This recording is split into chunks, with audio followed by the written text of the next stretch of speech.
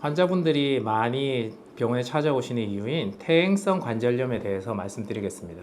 순서는 퇴행성 관절염이 뭐냐부터 시작해서 퇴행성 관절염의 증상, 그리고 어떻게 진단하느냐, 그리고 대략적인 치료에 대해서 설명드리겠습니다. 퇴행성 관절염을 하기 전에 관절이 무엇인가부터 생각을 해봐야 되는데요. 관절의 사전적인 정의는 뼈하고 뼈가 만나는 부위를 관절이라고 합니다. 그래서 저희 몸에는 관절이 되게 많이 있는데 상지에는 대표적인 관절이 경관절, 주관절, 그리고 손목 관절을 왕관절이라고 하거든요. 왕관절. 그리고 손가락 관절을 지관절이라고 그러고, 하지에는 대표적인 관절이 고관절, 슬관절, 그리고 족관절이 있습니다. 우리 관절염을 딱 정확하게 그냥 어디에는 뭐가 생기고 이렇게 칼로 무 자르듯이 설명을 할 수는 없지만, 대부분인 관절염을 볼 때는 저희가 구분할 때는 이 환자가 이전에 외상이 있었다, 그 이후에 이제 관절염이 생겼다 그러면 외상성 관절염으로 보통을 판단을 하고, 관절염이 있는데 나이가 젊다 그러면 보통 의사들이 류마티스 관절염을 먼저 생각합니다. 관절염이 있는데 나이가 좀 많으시다 그러면 퇴행성 관절염을 생각하게 되는데, 그 말은 즉슨 퇴행성 관절염은 내 관절을 과도하게 사용하거나 그리고 오랜 기간 동안 사용해서 관절을 구성하고 있는 연골이 닳아서 생긴 염증을 퇴행성 관절염이라고 합니다. 방금 전에 말씀드린 상지, 하지 관절 중에서 제일 많이 생기는 부위가 무릎 부위의 관절염이 퇴행성 관절염이 제일 많이 생기게 되고, 대부분의 환자분들이 무릎 통증으로 오셨을 때 저희가 진료를 보면 거의 다 퇴행성 관절염이다 라고 생각하면 됩니다. 퇴행성 관절염의 보통은 우리 증상은 봤을 때는 보통 책에서는 부종, 통증, 그다음에 열감 이렇게 얘기하는데, 환자분들이 오셔서 제일 처음에 호소하시는 그 증상을 곰곰이 들어보면 계단을 내려갈 때 통증이 조금씩 생긴다. 그리고 무릎을 쪼그려 앉을 때 통증이 생긴다. 그리고 등산을 갔는데 하산할 때 통증이 생긴다. 이 세 가지 정도가 무릎 퇴행성 관절염에 생기는 가장 초기 증상이라고 보시면 됩니다. 근데 보통 환자분들 중에서는 간혹 통증이 막 있으시고 한 일주일에 몇 번 정도 통증이 있으시다고 오시는 분들이 있는데, 그 정도 통증으로는 병원을 방문하실 정도까지는 없고요. 보통은 저 같은 경우에도 진료를 보다가 환자분들한테 일상생활을 방해하는 통증이 발생됐을 때 병원을 방문하라고 하거든요.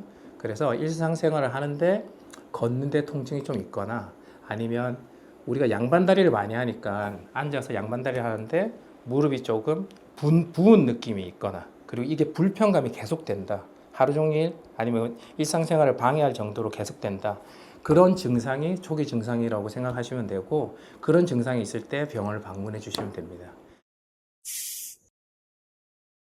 병원을 방문하셨을 때 보통은 저희가 정형외과 의사들이 어떻게 진단을 하냐면, 처음에는 반드시 의사가 이학적 검사를 해야 됩니다. 이학적 검사는 뭐냐면 환자분을 편편한 침대에 눕혀놓고 그 다음에 먼저 무릎을 손으로 진찰을 해야 됩니다. 저희가 앉아서 보통은 진료를 많이 보지만 반드시 무릎 퇴행성 관절염은 만져보는 게 우선입니다. 만져보고 엑스레이를 찍게 되는데, 이렇게 되면 이제 대략적인 상태, 그러니까 퇴행성 관절염의 기수 정도는 우리가 판단할 수 있는데, 저희가 진료 보는 의사들이 제일 생각해야 되는 게 이 환자를 정밀 검사를 해야 되는지 하지 말아야 되는지, 그게 제일 중요한 포인트거든요. 그래서 정밀 검사인 MRI 검사를 해야 되냐 말아야 되냐가 무릎에 물이 차 있을 때 정밀 검사했을 때 가장 유의한 결과가 나오기 때문에, 환자분들을 반드시 누워놓고 이학 검사를 해서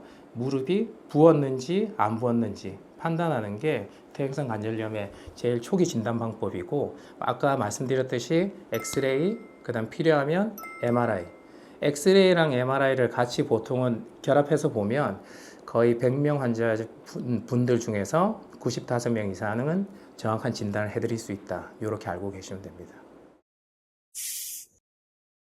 그 마지막으로 퇴행성 관절염의 치료에 대해서 말씀드리면, 무릎에 안 좋은 거를 피하는 게 우선입니다. 물론 약물 치료, 물리 치료, 그다음 뭐 필요하면 도수 치료, 시술, 수술까지도 있지만 환자분들한테 제가 항상 말씀드리는 게 무릎에 안 좋은 거를 하면서 좋은 결과를 기대하는 거는 어불성설이다, 말이 안 된다 이렇게 말씀을 드리거든요. 그래서 무릎 퇴행성 관절염으로 오신 분들이 제일 처음에 해야 되는 거는 먼저 등산 피하시고 계단 운동 하시지 마시고, 그리고 무릎을 쪼그려 앉는 행위 같은 거는 안 하시는 게 좋습니다.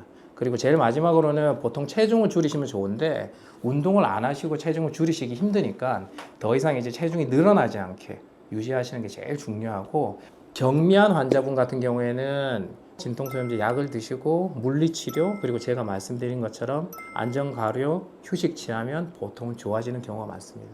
근데 우리가 정밀 검사를 해서 연골이 이제 보통은 이제 닳아서 찢어지고 있는 단계로 넘어가면 저희가 제일 집중해서 보는 게, 치료 중에서 집중해서 보는 게 이 환자분의 연골을 다시 살릴 수 있냐 없냐, 이게 퇴행성 관절염의 제일 중요한 키포인트고, 이 포인트를 넘어가면 이제는 연골이 다 닳았기 때문에 연골 주사를 맞고 버티시다가 나중에 큰 수술인 인공관절 수술을 하게 되는 거예요. 물론 모든 치료에 대해서 막 구구절절히 다 설명할 수는 없지만 약물치료, 물리치료하는 보존치료를 하시고, 중간에는 내가 보존치료를 한 4주에서 6주 정도 했는데 무릎이 계속 불편감이 있다, 그러면 병원을 방문하셔서 정밀한 진단을 먼저 받아보면 정밀한 진단에서 연골이 지금 얼마 닳아서 연골을 살릴 수 있다 그러면 살릴 수 있는 시술이나 가벼운 수술 쪽으로 가시는 게 맞고, 살릴 수 없다 그러면 나중에 더 쓰시다가 인공관절로 가시는 치료가 대략적인 무릎의 퇴행성 관절염 치료가 되겠습니다.